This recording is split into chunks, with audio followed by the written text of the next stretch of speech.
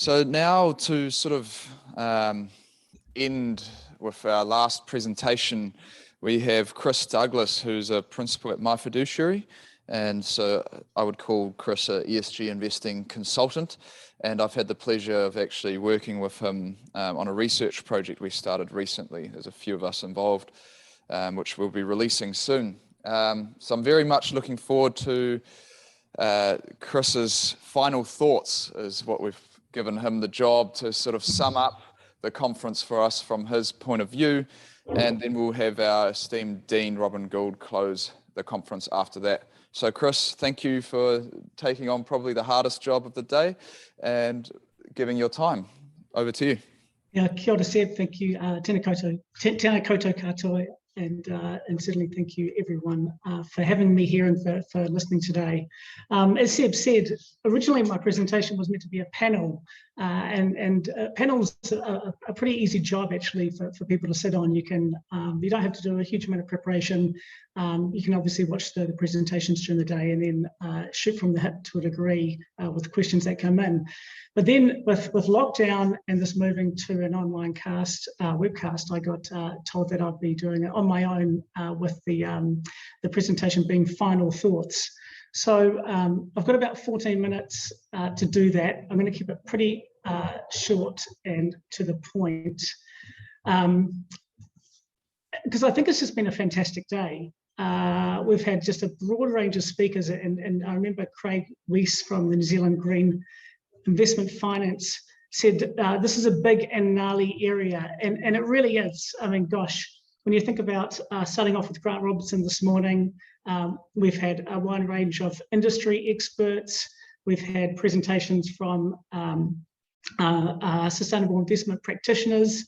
We've had presentations from academia, and some really, really fascinating insights from across the board there. So, you know, when you're thinking about investment opportunities in a sustainable manner, and what you as a trustee, a director, or someone sitting on an investment committee should be thinking about, there really are no shortage of investment ideas out there and of ways that you can implement your portfolio in a sustainable way.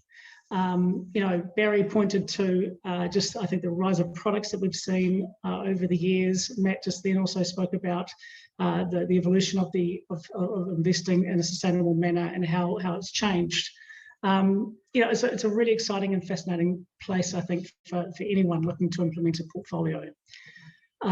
We started off this morning with obviously a focus from the Deputy Prime Minister and the Finance Minister. You know, he spoke specifically on a few different areas, but obviously green bonds is going to be an increasingly big area and a really fascinating area when you're thinking about how they're looking to bring those products to market and allow people to invest into these thematic green bond issues as well.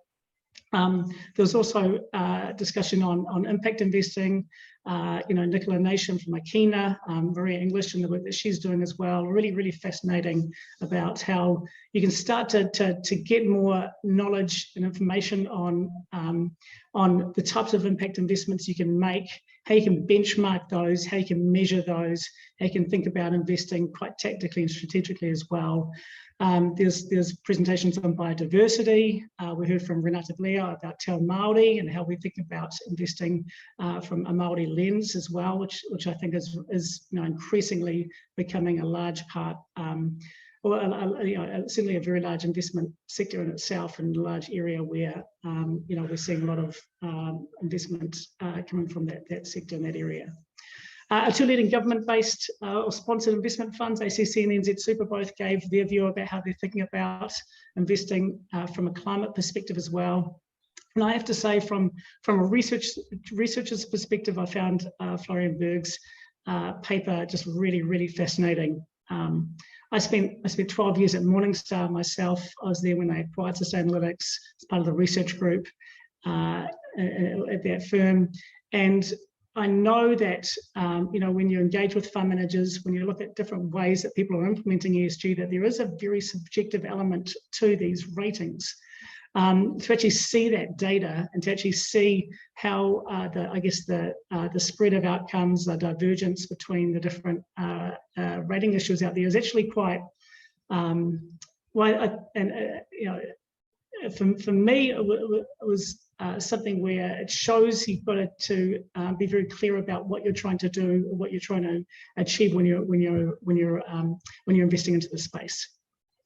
Because there's just a tremendous amount of subjectivity that comes into play. And I couldn't agree more with Florian and his view about how we need more transparency. We need to understand the methodologies employed so we can start to measure these providers themselves, and we can start to hold them to account too about how they're actually investing.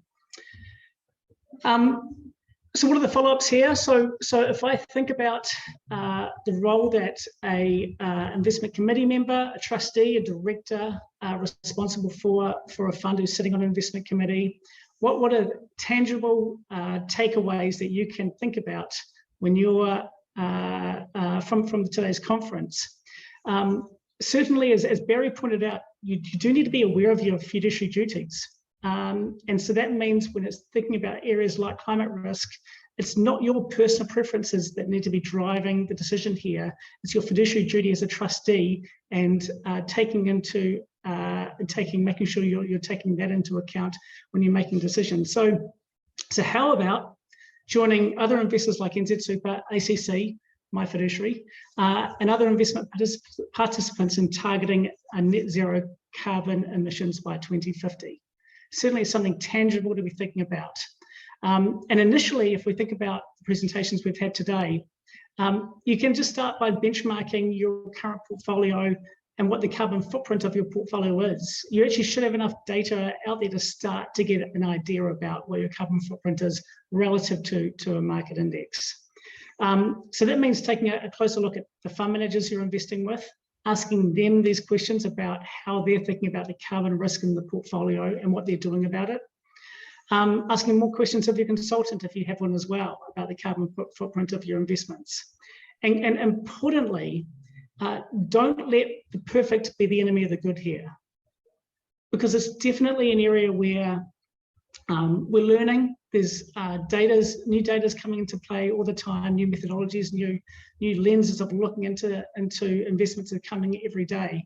But the information we have now, we know, is good enough to start making, start getting an understanding about the biases you might have in your portfolios, about some of the exposures you might have, and you can start to think about making some decisions as a result of that too. So that's the first one. Think about joining net